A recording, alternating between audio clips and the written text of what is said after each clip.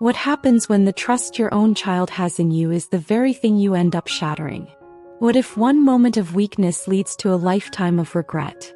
This is a story not just about infidelity, but about betrayal, emotional vulnerability, and the brutal price of hidden desires. If you've ever made a decision that you knew would destroy everything but you made it anyway, stay with me. My name is Lisa. I'm 47, a single mother to my only son Tyler, who's 24. We've always been close, closer than most parents and children, maybe too close. After his father left us when Tyler was just 6, it was always me and him against the world. Until one night, when everything changed. When my husband left, Tyler became my entire universe. I devoted myself to raising him, giving up on the idea of romance or even companionship. Every birthday, every school play, every scraped knee, I was there. We grew up together in some ways and he matured quickly, always protective, always kind. People often commented on how in sync we were, how Tyler seemed like an old soul. I took pride in that. Tyler had gone to college out of state and those years were tough for me. I threw myself into work and hobbies, but my heart always felt a little hollow. When he graduated and decided to move back in while job hunting, I was thrilled. Our home, once quiet, was filled with laughter and warmth again. Felt like old times. Too much like old times. We started spending late nights watching movies. He'd lay his head on my lap like when he was a boy and I'd stroke his hair, comforted by the connection. But over time the looks lasted too long. The touches lingered. The silences between us became charged. I tried to brush it off, he was just affectionate. But something inside me stirred. One Friday night we opened a bottle of wine. It had been a hard week for him. Job rejections piling up and he was feeling down. We drank more than usual. We talked about life, regrets, dreams. And then he looked at me, not like a son but like a man. "Mom," he said slowly, you're beautiful." I should have stopped it. I should have told him to go to bed. But instead I leaned in and kissed him. Just a peck at first. But it deepened.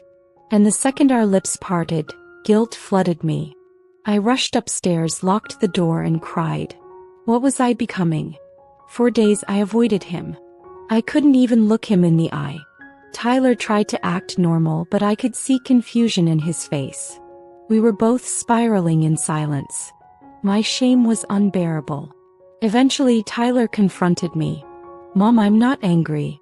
But we need to talk." We sat in the kitchen like strangers. He admitted he felt something too, but was just as lost. We agreed it was wrong. We promised to move on, to bury it. I tried to distract myself. Joined a gym, volunteered, even went on a date. But nothing worked. The thoughts kept returning. The memory of his lips. His scent when he leaned in close. My guilt worsened. One evening a storm knocked the power out. We lit candles, played board games and laughed until we couldn't breathe. Then silence fell. The air was thick. We stared at each other. I whispered, "We shouldn't." He whispered back, "I know." But that night we crossed the line fully. Sunlight had never felt so cruel. I couldn't look at myself in the mirror. I told him it was a mistake, that it could never happen again. He nodded, but there was pain in his eyes. We were unraveling. The days that followed were a blur of confusion. I cried constantly. Tyler became distant. We barely spoke. He started staying out late, drinking. I had broken him. And myself. My best friend Holly noticed something was wrong. "Lisa, you're fading. What's going on?" I wanted to tell her, to beg for help. But how do you confess something like this? Tyler came home drunk one night. He stood in the hallway, tears streaming down his face. "Why did we do it, Mom? I don't know who I am anymore." I held him as he sobbed. And in that moment I knew, this wasn't love. It was damage. We sat down and talked for hours. About everything. The loneliness. The misplaced affection. The boundaries we crossed. We cried. We apologized. And we promised, no more. I found a therapist. Tyra did too. We started therapy separately. It helped. I learned how grief, trauma, and codependency had blurred our roles. We began to heal, individually. I finally told Holly. Her face went pale. But she didn't judge me. She held my hand and said, "Thank you for trusting me. Now let's fix this." Tyler and I worked to rebuild our relationship. As mother and son. It wasn't easy. The past lingered like a ghost. But we kept moving. He got a job. Moved out. Started dating. One day he brought over a girl. "Mom, this is Jenna." She was sweet, smart, and kind. Watching him smile made me realize I had to let go of the past. Forgiveness was the hardest. I went back to church. I journaled.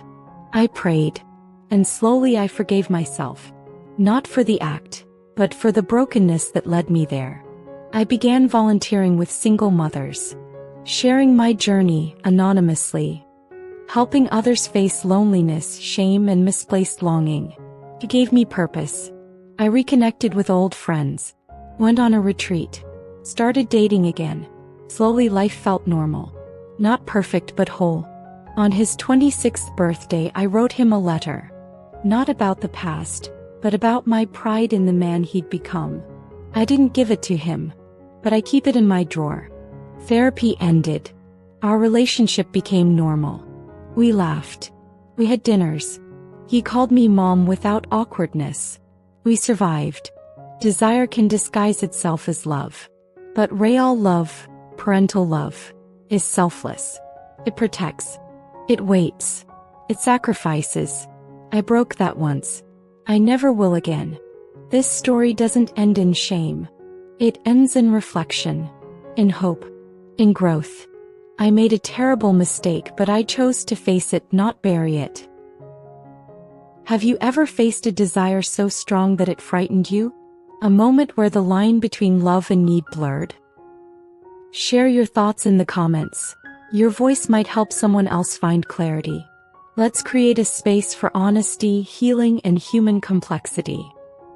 Subscribe to Veiled Desires for more raw, emotional, and true life stories that challenge judgment and embrace understanding. Turn on notifications to never miss a new story that might reflect your own untold truths. Until next time.